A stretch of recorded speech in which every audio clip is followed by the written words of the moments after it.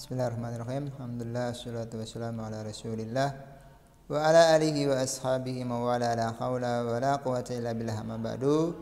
Anak-anakku sekalian, jumpa lagi dengan Ustadz Budi di kelas 4C. Pada pertemuan kali ini Ustadz akan menjelaskan tentang bunyi ya. Jadi muatan pelajaran IPA di dalam tema 1 ini ada muatan pelajaran IPA yang menerangkan tentang bunyi ya. Semoga kalian bisa menyimak dengan baik ya. Nah, sekarang apa itu bunyi? Bunyi adalah getaran yang merambat.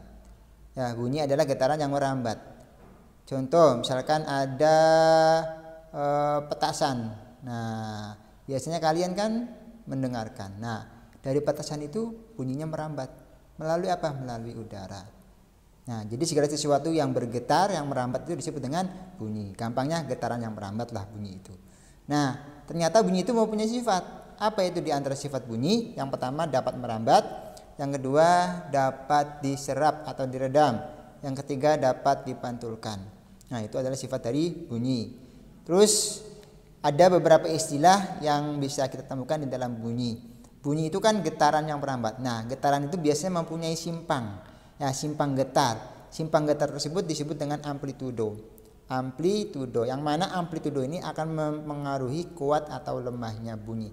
Ketika simpang getarnya besar, maka bunyi akan menjadi kuat. Sebaliknya, ketika simpang getarnya kecil, maka bunyi akan menjadi lemah. Jadi kuat lemahnya bunyi ini tergantung dari amplitudonya. Ketika amplitudonya besar, maka bunyinya kuat. Sebaliknya, ketika amplitudonya kecil, maka bunyinya menjadi lemah. Sehingga bunyi itu kadang ada yang kuat, ada yang lemah. Seperti bunyi petasan itu amplitudonya besar sehingga bunyinya kuat, terdengar dor ya. Nah, ketika bunyi ada orang bisik-bisik itu berarti amplitudonya kecil sehingga bunyinya lemah.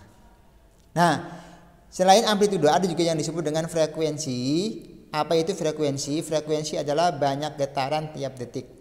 Ya, seperti kita kalau ngomong kan pasti lidahnya bergetar tuh. Nah, banyaknya getaran tiap detik itu disebut dengan frekuensi. Yang mana frekuensi ini akan mempengaruhi tinggi dan rendahnya bunyi. Ketika frekuensinya besar, maka bunyinya semakin tinggi. Ya, ketika frekuensinya kecil, maka bunyinya semakin rendah. Oleh karena itu, tidak semua getaran yang merambat itu dapat kita dengar. Nah, kenapa? Karena frekuensinya berbeda-beda. Nah, di sini berdasarkan frekuensinya, bunyi itu dibagi menjadi 3 macam. Ada infrasonik, ada audiosonik, ada ultrasonik.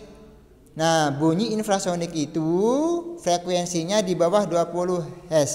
Hz itu di bawahnya Hz. 20 Hz. Ya. Nah, bunyi ini dapat dengar oleh binatang yang namanya jangkrik. Jadi tidak semua makhluk hidup bisa mendengar bunyi infrasonik, hanya binatang-binatang atau makhluk-makhluk yang telah Allah berikan kemampuan untuk bisa mendengar bunyi infrasonik. Berikutnya adalah bunyi yang disebut dengan audiosonik. Audiosonik ini frekuensinya antara 20 sampai dengan 20.000 Hz. Nah, inilah bunyi yang dapat didengar oleh manusia, ya, oleh kita orang nih. Ya, bunyi audiosonik. Frekuensinya 20 sampai 20.000 Hz. Terus di atasnya adalah bunyi ultrasonik. Apa itu bunyi ultrasonik? Bunyi ultrasonik adalah bunyi yang di atas, frekuensinya di atas 20 Hz.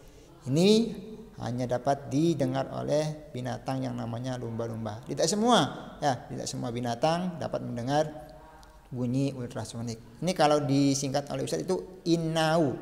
In-nya infrasonik, A-nya audiosonik, ininya ultrasonik. Innau. Ya, jadi gampang lah innau. Ya. Jadi kalau misalkan sebutkan bunyi-bunyi, sebutkan macam-macam bunyi berdasarkan frekuensinya. Oh iya, ingat kata Ustadz Budi itu innau. In-nya infrasonik, A-nya audiosonik, U-nya ultrasonik. Insya Allah ya, mudah dan gampang. Terus ada juga yang namanya sumber bunyi. Apa itu sumber bunyi? Sumber bunyi adalah segala sesuatu yang menghasilkan bunyi, namanya sumber bunyi. Contoh, beduk yang dipukul, peluit yang ditiup, senar yang dipetik. Nah, kalau ada beduk tapi didiemin aja ya berarti bukan sumber bunyi. Kenapa? Karena tidak menghasilkan bunyi. Jadi bagaimana beduk itu dikatakan sumber bunyi? Nah, ketika beduk tersebut dipukul. Sama dengan peluit, sama juga dengan senar. Ya, wassalamualaikum warahmatullahi wabarakatuh.